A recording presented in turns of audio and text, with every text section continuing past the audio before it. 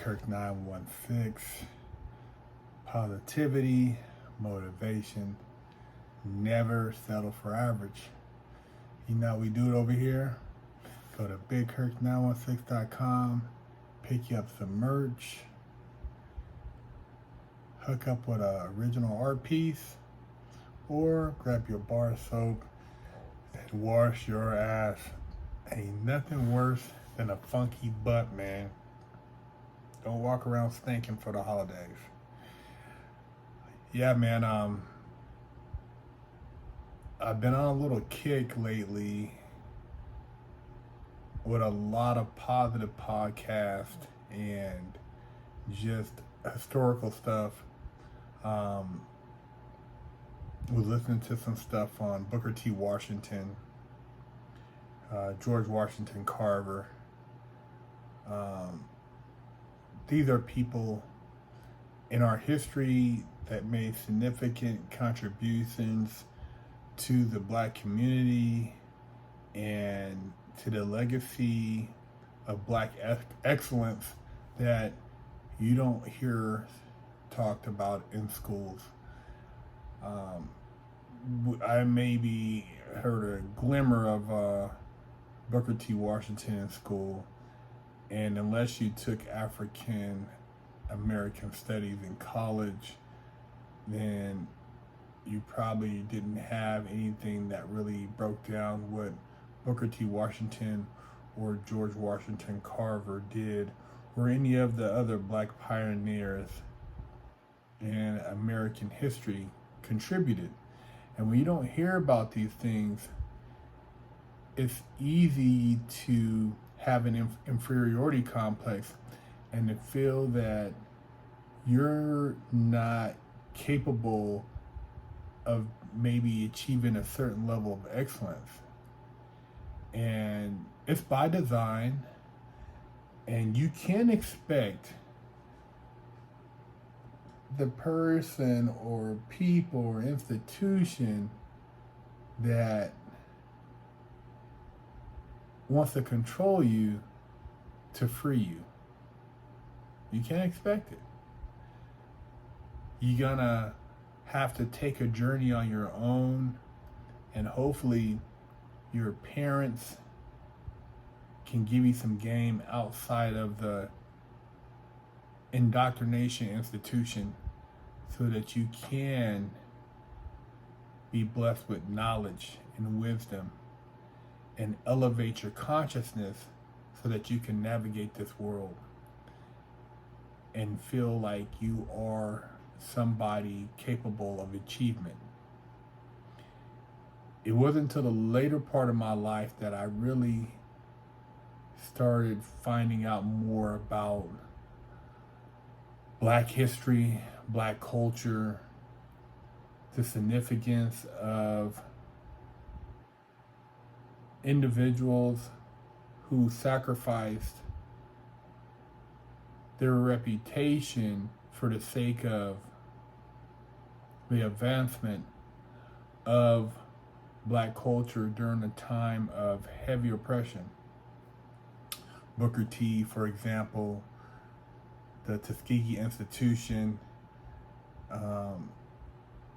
creating a trades platform, an education platform for Blacks who weren't far removed from slavery, and seeking economic freedom for Blacks rather than what he considered to be equality.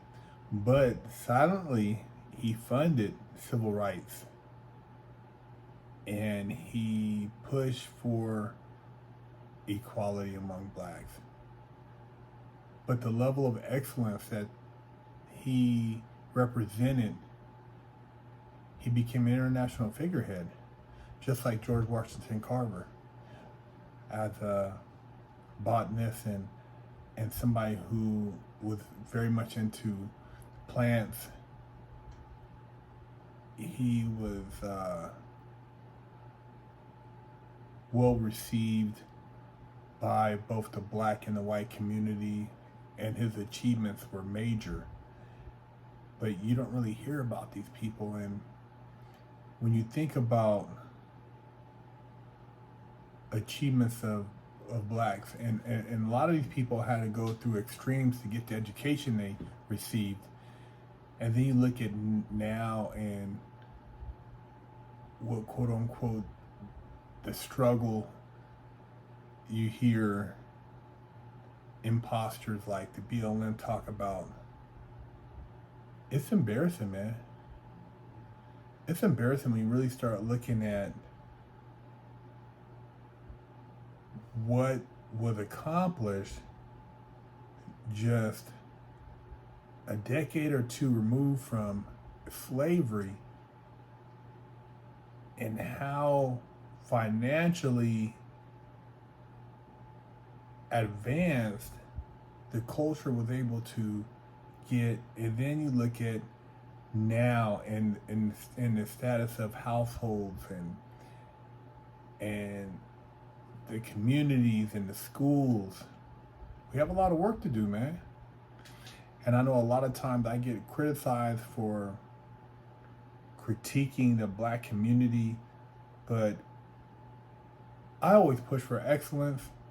And I feel like at the end of the day, we have to have some accountability, and we got to try harder. And I know there are a lot of young people who don't want to listen to what they consider old heads, OGs. They consider what they're saying, oh, they don't, it's not relevant. Well, I'm not really addressing them because I can't reach them. I'm talking about the ones who tune in, who are seekers of knowledge, those who want to better themselves through information to uplift and educate. Those are the ones that I'm tapping in with when I put my videos out. I can't save everybody. And like I said before, not everybody's going to make it. Some are going to be content with the lifestyle of the streets, the drugs, the partying, the low morals or no morals, the violence, the negativity, and others are going to elevate and feed their conscience with vibrations and information that are going to make them better people. 2 books I want to share with you guys that I read that I think will definitely impact you. One is Black Pioneers of Science and Invention. This book is written by Louis Haber, and I read it a while back, but it has a bunch of black inventors, and of course George Washington Carver's in here.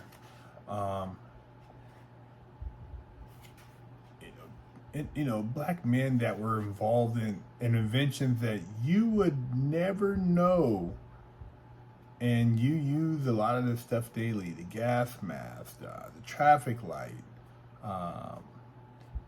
some of the things that are used in the operating room for surgery.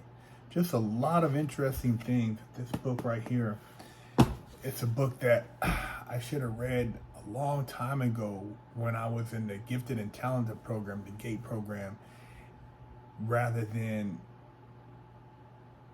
get caught up in drugs. I should have read something like this. Maybe it would have changed my perception, maybe not. I don't know if it could have reached me to the extent that it did now because of my maturity as a young man. I didn't really have any grown male figures around me that were lacing me up with stuff like this, but I'm gonna lace you guys up. So this is a great book. You should pick it up, get you some game. Another one is Setting the Record Straight, American History in Black and White by David Barton. Another book I picked up. And I tuned into a couple of Instagram channels, and they have some pretty good book referrals. But this book is interesting because it talks about politics, man. And a lot of what they sell us is bullshit. As soon as you have a politician talking about reparations to try to get voted in, you know he's full of shit. They've been running that game on us for years, man. And when they start speaking that, you know that there's some shit coming in the game. And it's interesting, you know, they said the party to flipped, and I consider myself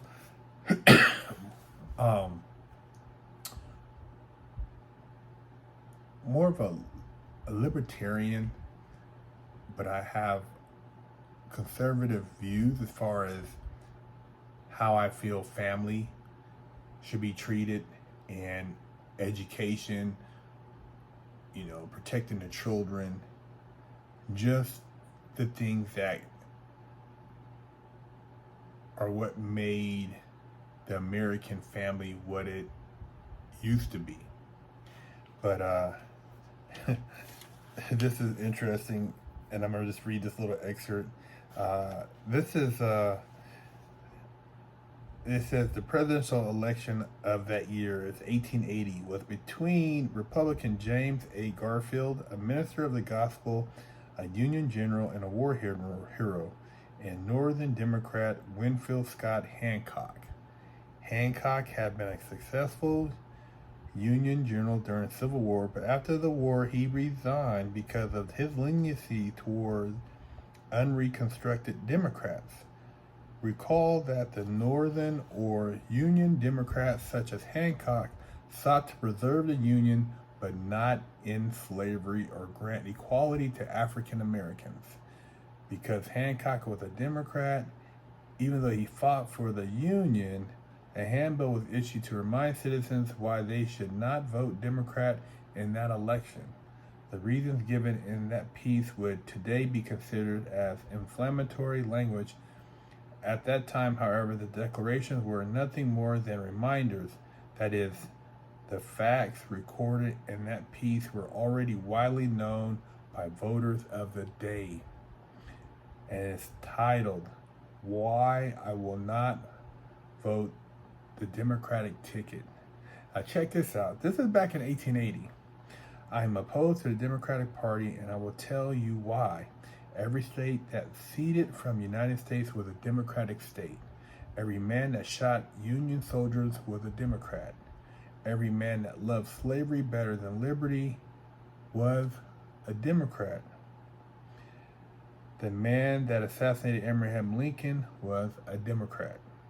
Every man that sympathized with the assassin, every man glad that the noblest president ever elected was assassinated, was a Democrat. Every man that wept over the corpse of a slavery was a Democrat. Every man that cursed Lincoln because he issued the Proclamation of Emancipation, the grandest paper since the Declaration of Independence, every one of them was a Democrat. Soldiers, every scar you have got on your heroic bodies was given you by a Democrat. Every scar, every arm that is lacking, every limb that is gone, every scar is a souvenir of a Democrat. That handbill then contrasted the Republicans with the Democrats. The Republicans have done some noble things that will be remembered as long as there is history, but there are some things they did not do. They did not use an army to force slavery into Kansas. They were not Knights of Golden Circle. They did not oppose emancipation. They were not Ku Klux. They did not scourge and hang and shoot and murder men for opinion's sake. They did not organize the Louisiana White League or the South Carolina Rifle Clubs. They did not drench the South with blood of inoffensive colored men. The piece concluded with a simple question. Can the Democratic Party and all the Democrats say as much? A further indication that the Democrats were well known for their bloody atrocities against blacks and is seen in an illustration of Harper's Weekly showing major election and influences of the Democratic Party. And it has some stuff here, basically a picture of the Democrats back in the day. You could check that out. So, I mean, that's history from 1880, and they say it flipped. I don't know when it flipped, but the Republicans we have right now in office aren't doing nothing but a bunch of talking, and they're rah-rah with pom-poms, and they're not getting the job done either. And it's really disgusting, the whole political situation, the educational situation, and just the American oppressive situation that is being exploited. And what I mean by that is that you have billions of dollars being funneled to foreign countries when the average black student in Democratic ran cities like Baltimore and Chicago, Philadelphia, can't pass the general math or English requirements. You have homelessness, you have an unsecured border, you have illegals who, quote unquote, they say are refugees. They haven't came here legally, but they're illegals that are getting handouts while you have kids here who are literally American citizens that are starving and aren't able to get the attention they need in school, but they want to talk about whether or not they are cool with wearing a dress. Shit is backwards, man, and I hold the Republicans just as accountable because they're rolling with a lot of the bullshit too. So when you talk about the power to vote and you talk about the games being played, and we're going to see a lot of games being played going into 2024, do your homework, man, and educate yourself with the right information. The purpose of knowing history is to know how we got to where we are today. I'm not saying to dwell on it. I'm not saying to make yourself miserable and happy. I'm saying the more you know about things of the past, you can see where we're going and how things have been played out over decades of strategic moves. Because if you don't know this stuff, then you're just going along with whatever they're telling you, whatever talking points that the media is giving you. You know, legacy media, they're telling you all this stuff and you're just nodding your head, bobbing to it and eating it up, or you're letting a celebrity or athlete dictate your political views because they said vote this way. There is power in the vote. They say that it doesn't matter, but they spend a bunch of money every year and you give them a bunch of money to basically do nothing, and nothing changes. So if you want to make a change, you're going to have to do your homework so you know what questions to ask. And if you hear them stumbling, and you can't get in writing, then they're not the ones for you. They're not your people. Cube exposed a lot of that when he said, hey, you know, what's going to be the deal for our people? How we're going to benefit financially from, you know, whoever's in office. Are they going to audit the banks? Are they going to create more business opportunities through financial loans and grants and stuff? And nobody could give him a straight answer. And then they said he was a sellout because he said he was willing to talk with somebody from what was the Republican Party at the time in Trump's camp. But just going back to like how politics is just a big ass game, and Booker T, his whole thing was to tell the black community to focus on uh, their financial goals rather than getting involved in politics, so that they could have their own wealth.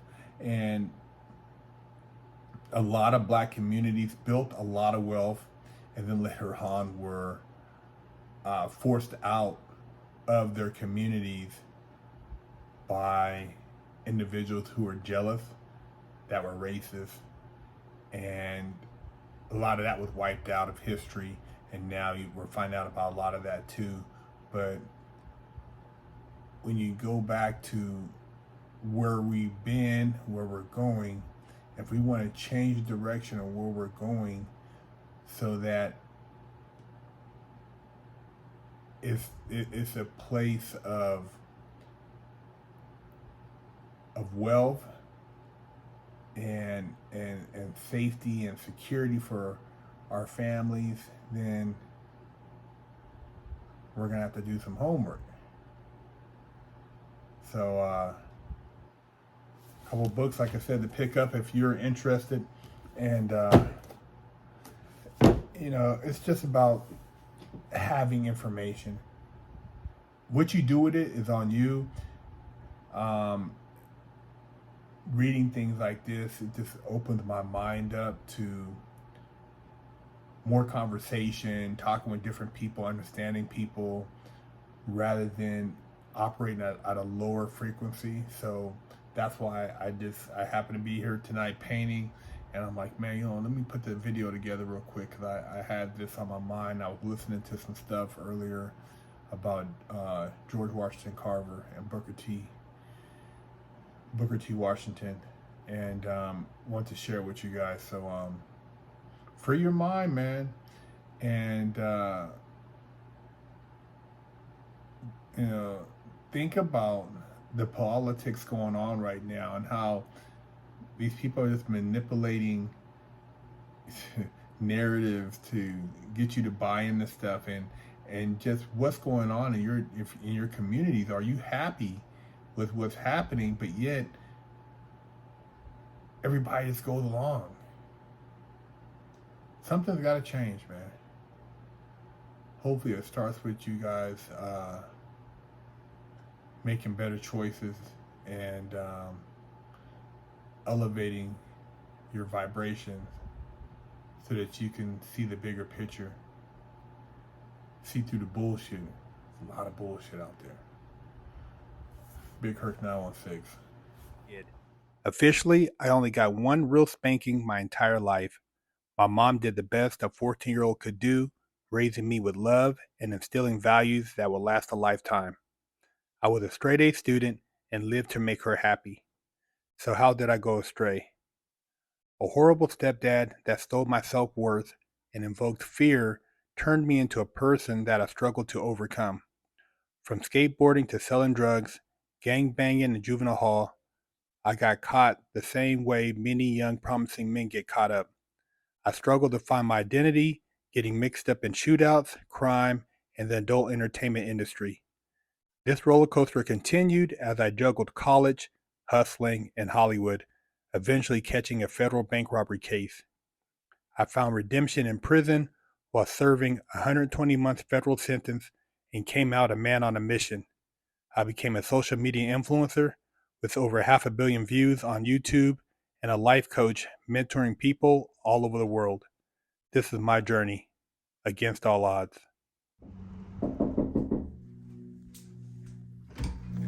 Hello, my name is Big Hurt 916, and I'm with the Wash Your Ass Committee, and I'm traveling across America helping people wash their ass and get their booty holes clean. And I have with me here today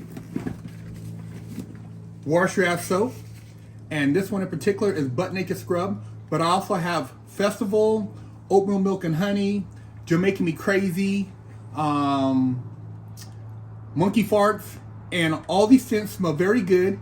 They will help cleanse your body of funk and also make you feel better about yourself. So If you can go to BigKirk916.com, you can pick you up a bar. And my goal is to help America combat funk.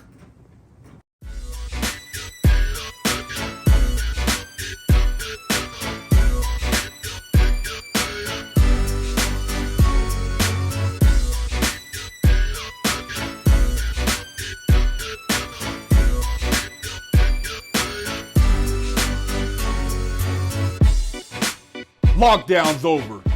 Get your yard time in. Exclusively at FreshOutSeries.com.